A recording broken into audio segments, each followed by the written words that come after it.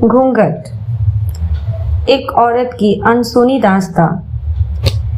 अरे रानी, ओ रानी, सो रही हो क्या अभी तक? रानी की जेठानी जोर जोर से चिल्ला रही थी घर के आंगन में खड़े होकर। रानी यानी मैं। तभी मैं भागती हुई अपने कमरे से निकल ली और बोली, दीदी आ गई मैं। जेठानी बोली, रानी, तुम्हारा नाम रानी है, तुम रानी नहीं हो। मैंने तुम्हें रात में ही समझाया था कि सुबह को जल्दी उठ जाना, तुम्हारी मुंह दिखाई की रस्म है। मैंने बोला कि दीदी रात को नींद ही नहीं आई, जगन नहीं है और मन में थोड़ा डर था कि सुबह आंख नहीं खुली तो।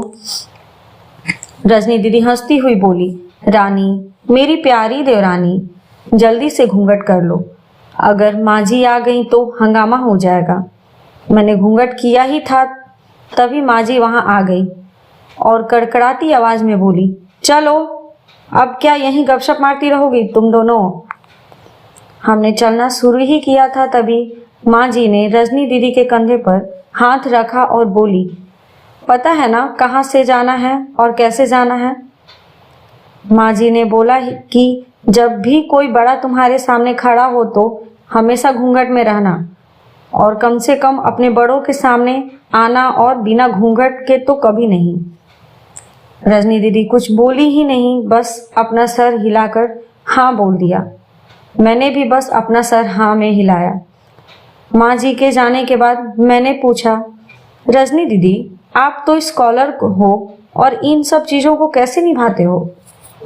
रजनी दीदी मुस्कुराई और बोली कि मैं थारे जेठ जी से बहुत प्यार करती हूँ, इसलिए अभी तक चुपचाप सब चीज़ें निभा रही हूँ। मैं कुछ नहीं बोली और चुपचाप रजनी दीदी के साथ घर के बाहर वाले कमरे में जाकर बैठ गई। वहाँ पड़ोस की एक आंटी जी भी बैठी हुई थी। वो बोली कि यह कैसी बहू आई है, ससुर जी सामने खड़े हैं और ये यहाँ बैठी है। मुझे कुछ समझ नहीं आया। मतलब रजनी दीदी बोली कि आंटी जी नई बहू है, यहाँ के रीति रिवाज सीखने में थोड़ा समय लगेगा। रजनी दीदी मुझे वहाँ से उठाकर मेरे कमरे में छोड़ दी। 6 महीने यूं ही छोटी छोटी चीज़ों में बीत गए। फिर एक दिन मैं राहुल के साथ साड़ी लेने गई। राहुल का फोन आया और वो दुकान से बाहर बात करने चला गया। साड़ी की दुकान पर बेधड़क होकर साड़ियाँ देख रही थी। तभी साथ में बैठे हुए एक अंकल जी खांसे। एक बार, फिर 2 बार, फिर 3 बार। मैंने साड़ी वाले भैया से बोला कि भैया, इन अंकल जी को पानी दे दो, बहुत खांसी हो रही है इन्हें। अंकल जी भड़क उठे और बोले, क्या बदतमीज लड़की है ये, कुछ शर्म लिहाज है या नहीं इसे? दुकान पर हंगामा देख राहुल बाहर से भागकर अंदर आया और अंदर आते ही अंकल जी के पैर छूकर बोले, मामा जी आप यहाँ? मैं घबरा के दुकान से बाहर निकल आई। एक लंबा घूंघट कर के गाड़ी में बैठ गई। राहुल बाहर आया और गाड़ी में बैठकर गाड़ी बहुत तेज चलाने लगा। मैंने धीमी आवाज में बोला, गाड़ी बहुत तेज चला रहे हो, कहीं एक्सीडेंट ना हो जाए। हम घर पहुंचे ही थे तभी माँ जी जोर जोर से चिल्लाते हुए बाहर आई, देखो आ गई ये रानी साहिबा खानदान की इज्जत मिट्टी में मिला के। तभी रजनी दीदी आई और बोली, माँ जी मेरे शादी को 6 साल हो गए, मैं अभी तक मामा जी को नहीं जानती, ये कैसे जानेगी?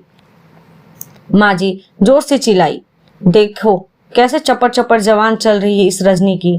कभी राहुल सबकी बात काटते हुए बोले कि माँ ये दोनों सही बोल रही है, अगर ये हमेशा घूंघट करके रहती हैं तो ये मामा जी को कैसे पहचानेगी? और माँ, आज मामा जी के फोन पर तुमने पूरे घर की शांति को भंग कर दिया है। ये वही समाज है जिसने सीता मैया पर भी उंगली उठाई थी।